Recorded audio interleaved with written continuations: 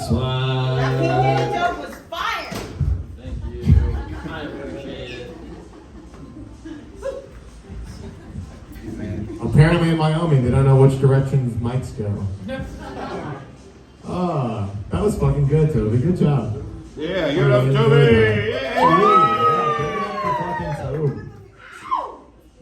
It's funny. My birthday recently passed. I turned 34, and I realized I've made it through 3 decades, which means I've seen 3 stages of what women ask you when you start dating them. I've seen the what astrological sign are you? And they're like, when are you born? I'm like, November. They're like, oh, you're a Sagittarius. I was like, all right, what does that mean? You know, it means that you have a short attention span and you're an asshole. That checks out. The second one was the Myers-Briggs generation. Yeah, I'm an INTJ, which also says the same thing. But I'm introverted as well. Spot on. And now I've entered the what house are you generation, which I thought they were talking about like House of Dragons. I go, I'm a Targaryen, I guess. My cousin's hot as shit. And she goes, no, Harry Potter. I'm like, oh, I've taken that test. I'm a Slytherin. And she goes, oh, so you're an asshole. And I was like, yeah, ask the other ladies.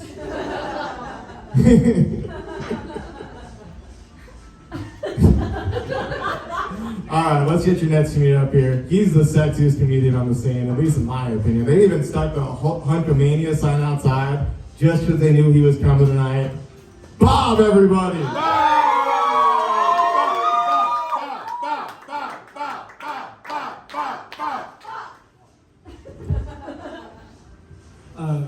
Getting older is a little interesting. How many people here are above 30? Yeah! How many people here are above 40? Yeah! Okay.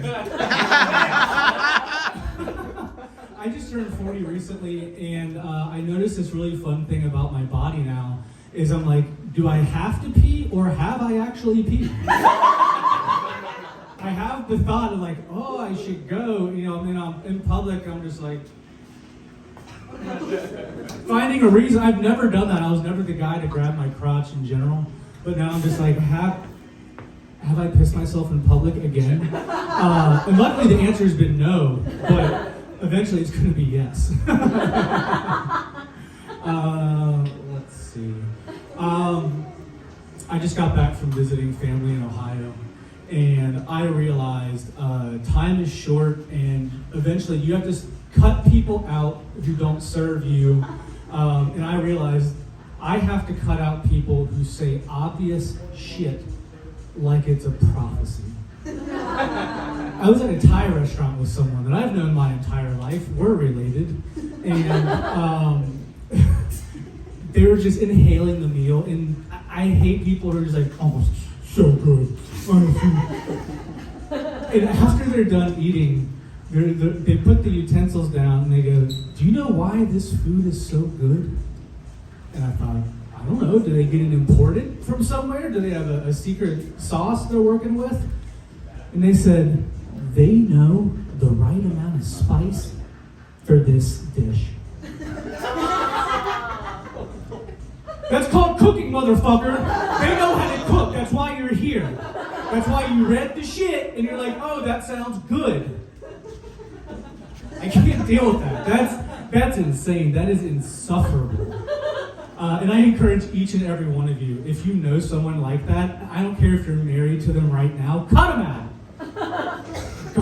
Be gone. Be gone.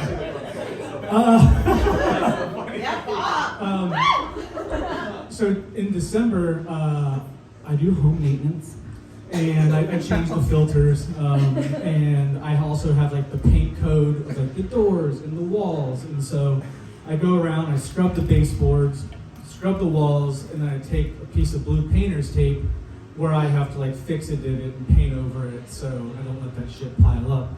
And so I did that all day, and I woke up this morning and flipped on the light and just yeah, that. That's how fucking good I am at acting. That's what happened. I thought they were just roaches on the wall. I was like, what the fuck? And I am not a morning person, so I know I put them there. I put them all over my house in every room I was walking in. I was like, what? God damn it! That's fine.